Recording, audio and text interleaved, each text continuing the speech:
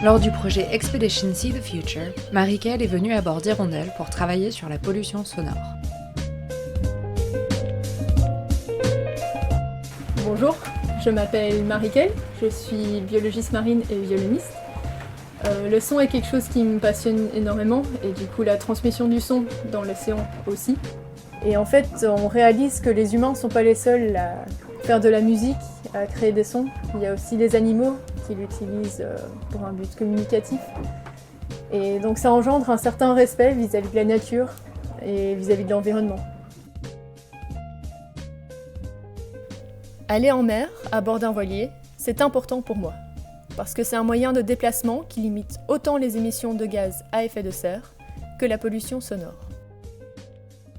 Alors en tant que musicienne, j'ai développé une certaine sensibilité pour les sons ambiants qui se passent dans la vie de tous les jours. Donc chaque son est un peu une note, chaque bruit pourrait devenir une mélodie.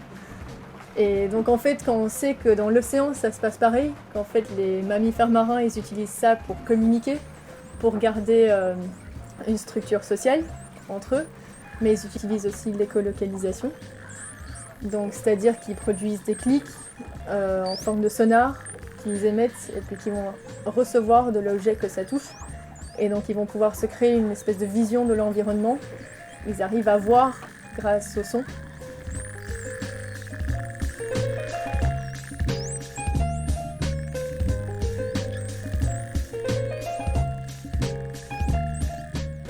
Donc pour pouvoir entendre ce qui se passe dans l'océan, j'utilise un hydrophone. Et donc en fait le principe est très simple, c'est un microphone qu'on met dans l'eau et donc qui enregistre les sons qu'il y a dans l'eau. J'entends tout ce qui est les bruits de cétacés, donc c'est-à-dire les dauphins et les baleines.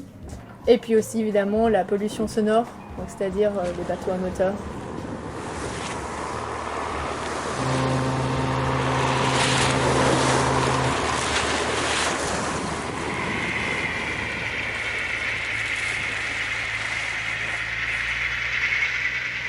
On peut définir un paysage sonore à partir de 3 composantes différentes. Donc on a la composante biophonique, donc tout ce qui est communication animale, comme on a dit avant, tout ce qui est des bruits produits par des animaux dans l'océan. Puis on a la composante géophonique, donc tout ce qui est produit par des structures géophysiques, que ce soit les glaciers qui tombent, la pluie sur l'eau, le bruit des vagues sur les rochers, des bruits sismiques. Et puis la composante anthropophonique, c'est tout ce qui est des sons d'origine anthropique qui viennent s'ajouter au bruit naturel. Et donc ça va être tout type d'activité, hein. Ça peut aller de la prospection de ressources à aussi surtout beaucoup des bruits des bateaux. Et donc ce trafic maritime en fait, va produire des bruits constants, un brouhaha constant sous l'eau. Et ça c'est son, donc ça devient une pollution sonore quand ça peut potentiellement perturber l'environnement et les animaux, et ça va bruiter leur environnement, donc ils vont avoir plus de mal à communiquer entre eux, potentiellement aussi à se repérer. Gaëtan Richard, un chercheur en biologie marine à Brest, nous a accueillis à l'Institut universitaire européen de la mer pour nous apporter ses éclairages sur la pollution sonore. Parce qu'une des plus grosses pollutions sonores, c'est surtout le trafic maritime. Parce que on a des bateaux partout, il y a des routes bien connues. Et c'est un peu aussi les enjeux de demain, parce que là où, en lien avec le réchauffement climatique, on ouvre des routes pour les nouvelles zones de trafic maritime, notamment en Arctique, tout le nord de la Sibérie ou même au Canada. Et on sait que dans ces zones-là, on va augmenter la pollution sonore parce qu'on aura plus de bateaux. Et donc le bateau, le trafic maritime, c'est assez fort. Après, en termes d'intensité individuelle, c'est tout ce qui va être aussi abattage de pieux dans les ports pour ces grands pylônes qui viennent taper pour enfoncer construire un pont à travers un port, ils vont faire des abattages de pieux et en termes d'intensité c'est énorme. Il y a la sismique par réflexion qui est en fait une pratique utilisée pour connaître les fonds sous-marins. Et donc en fait c'est un bateau qui a des carabines à air comprimé derrière, qui envoie des énormes impulsions sonores toutes les 5 à 10 secondes pour recevoir en fait une image. Et donc en fait ces énormes explosions sont tout à fait néfastes pour les mammifères marins, qui peut en fait même lier à une perte de l'audition, ce qui veut dire une perte de l'orientation complète.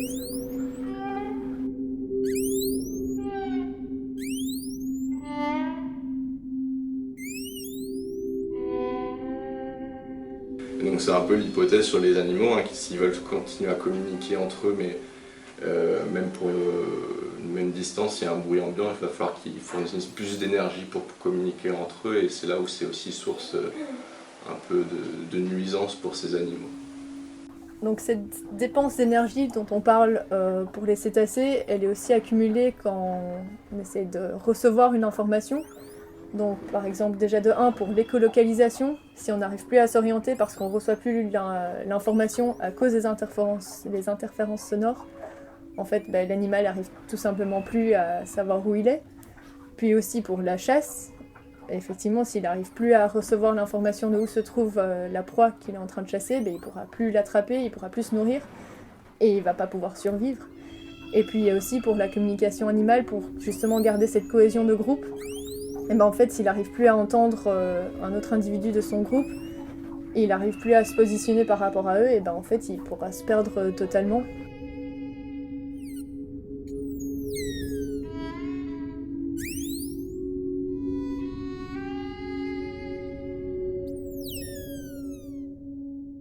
La pollution sonore s'ajoute à d'autres formes de pollution, comme la surpêche, les marées noires, la pollution de déchets, le changement climatique.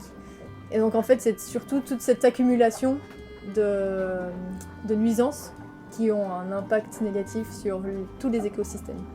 Les écosystèmes sont c'est des milieux, c'est des systèmes qui sont assez fragiles, quoi, où il y a toute une relation de proie-prédateur mise en place, et une espèce qui va être impactée, ça peut engendrer une réaction en chaîne assez importante, et ça où chaque écosystème c'est en constante évolution, mais c'est toujours assez fragile.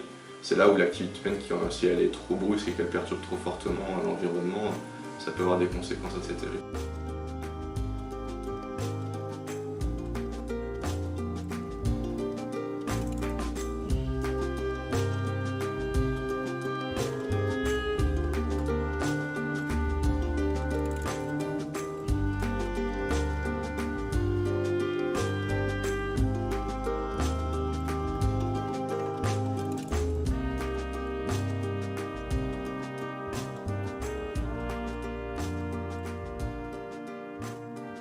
Quand on pense au cargo et transport maritime, en fait, chaque fois qu'on achète quelque chose, que ce soit vêtements, nourriture ou des objets manufacturés en usine à l'étranger, tout ça fait le tour du monde plusieurs fois en fait par cargo.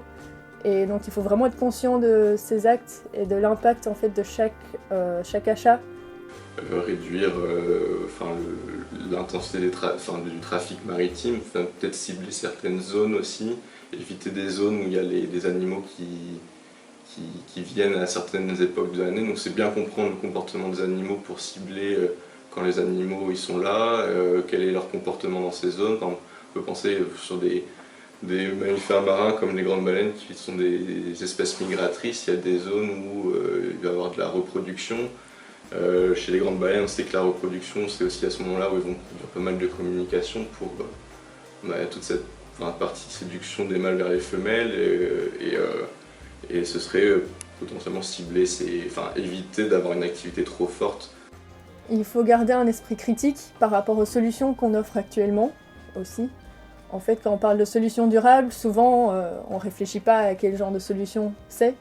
Donc par exemple un pinger, c'est utilisé actuellement sur des bateaux de pêche pour envoyer des répulsifs acoustiques aux mammifères marins, aux cétacés autour, pour qu'ils ne se font pas prendre dans le filet de pêche. Mais en fait, c'est un acte direct de pollution sonore. Il faut trouver d'autres alternatives, comme par exemple une caméra thermique ou une caméra à haute résolution, qui en fait permet de voir sur un sonar aussi où se trouvent les baleines, où se trouvent les cétacés, pour pouvoir dérouter sa route et éviter une collision.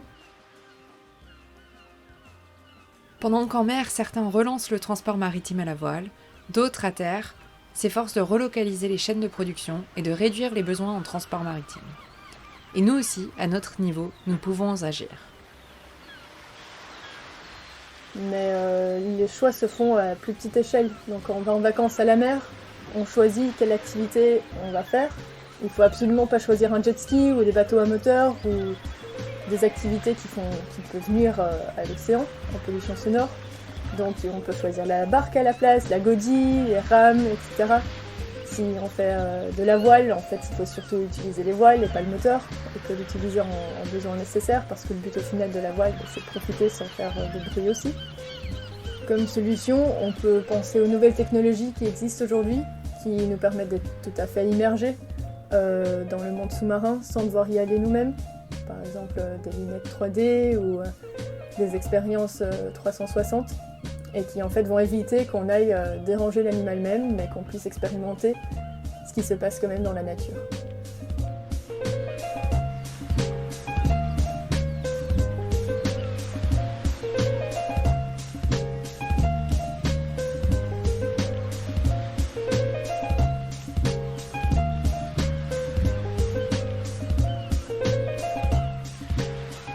C'est pas qu'un changement au niveau de la pollution sonore qu'il faut en fait, c'est un changement global de chaque individu.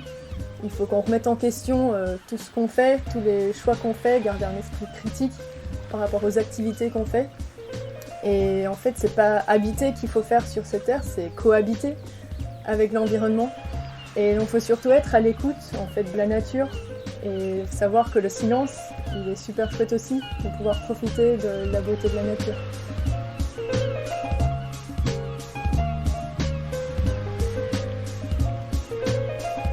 Dans un monde ultra connecté et mondialisé, chacun de nos gestes peut avoir des répercussions sur le milieu naturel et donc sur notre propre milieu.